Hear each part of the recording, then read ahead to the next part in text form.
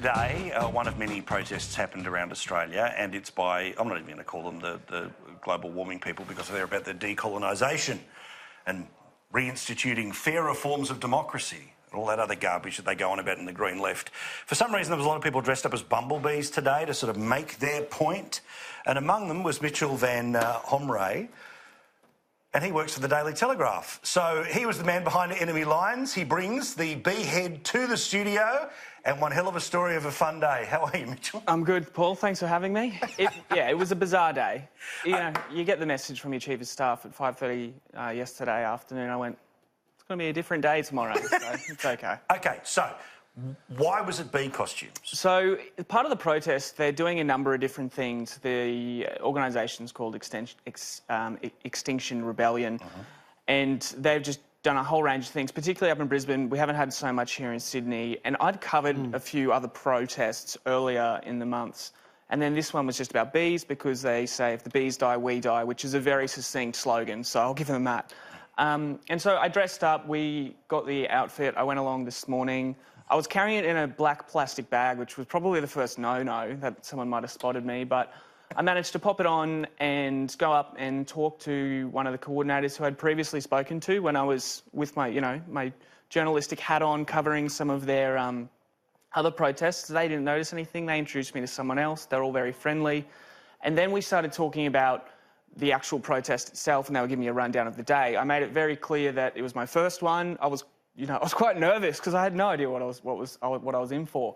So they introduced me to another coordinator who said, "Oh, are you a red bee or a green bee?" Oh, so there was a code. So at this stage, I had a communist bee or environmental bee. Well, I'm not sure about that, but Pink bee. Is that it? At that point, I was having a heart attack because I was thinking there are these bloody different colour types of bees, and I'm yellow and black, so I was having a shocker there. But then I asked them, I said, "What's a red bee? What's a green bee?"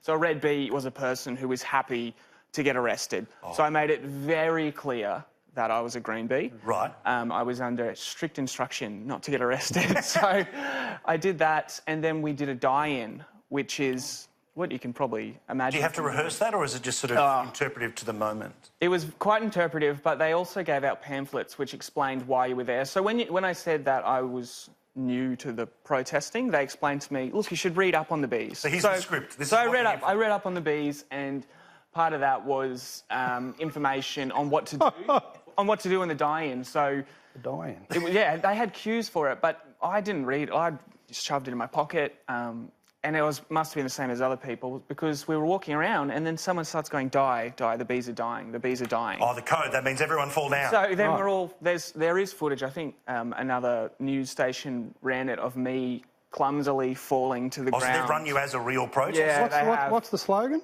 If bees die, we die. What about, I'm real sick, I've got a bee's dick? I don't know about that one, Mark, but you can keep that one. It would have been slightly muffled. I'm not sure I fit the bill for that one, to tell you the truth. So, OK, so how long were you part of the protest? Probably 2.5 hours. Okay. And then I wimped out. I was texting my boss saying, "Can I go?" I was sweating everywhere. I was walking through... So hang on, please tell me, you had the bee head on and you're texting? Yeah, well, I was trying. So there's actually... Yeah, I was walking around trying to text. As the protest went out, there was a little bit of interference with the police, and 6 people got arrested by the time I left, so there was 38 from last night, 6 today. Red bees. Red bees. And they're actually beekeepers too, so I didn't get to the bottom of the red beekeeper. Green beekeeper. And then I couldn't see where I was going because I was wearing this thing, so I was walking down I ran into a mounted police who were not happy, and I've had a move-on order before in my life, and I thought I was about to get another one.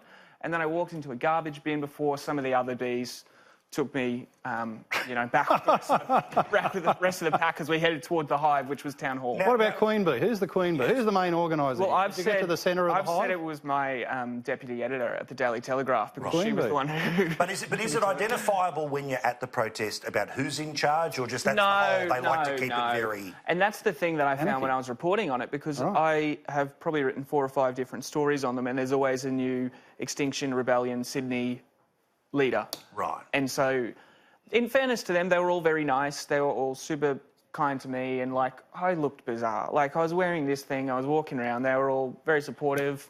Have you blocked Twitter? Are you ready? I actually, yeah. So just before I came in, just before I came in, I just logged out. There must have been a queen bee.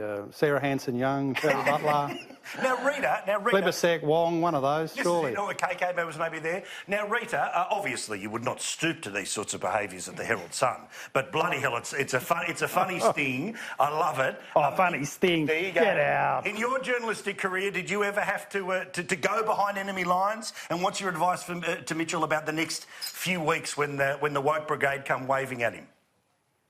I'd like him just to up his game. I'd like to see a bit more crying, wailing, and just to encourage that dialogue between the protesters, because some of that dialogue is just, wow, blows your mind. I've come across these protesters a lot, not undercover, but just because they seem to be protest every second day in Melbourne CBD. So if you're just going about your business, you run into these clowns and...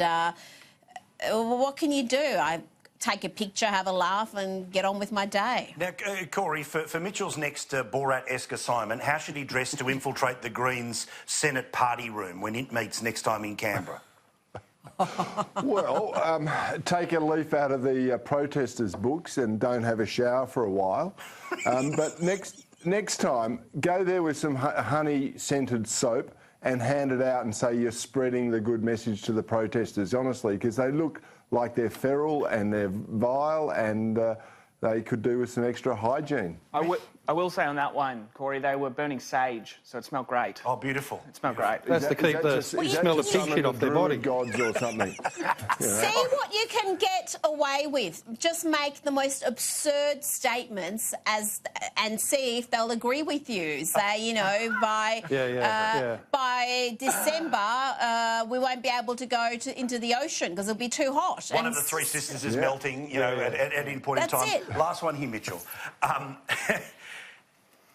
What was the dumbest thing that you heard today, either at the protest or maybe your boss saying, "Hey, have you got this? Do you want to go?" I didn't get a lot of dumb stuff. I was dying of thirst and I saw people drinking out of plastic bottles, which was probably the most taboo type thing. And there were a couple of one of my colleagues actually who's grabbing more people than I was. They found someone who forgot their keep cup, so they were drinking a coffee out of a normal cup. Can I put the bee head on, please? You can, absolutely. But bring the bee head to me. The beehead and I have had enough time together. Because I'm pretty sure this will end up on Media Watch, all right? Oh, look at that. Mitchell, thank you very much, mate. I do appreciate it. Good on you. Excellent. Mark, do you want to kiss the bee the same way you kissed me a couple of weeks ago? Yeah, if I must. There we go. All right, plenty more Paul Murray live, because the bees are dying!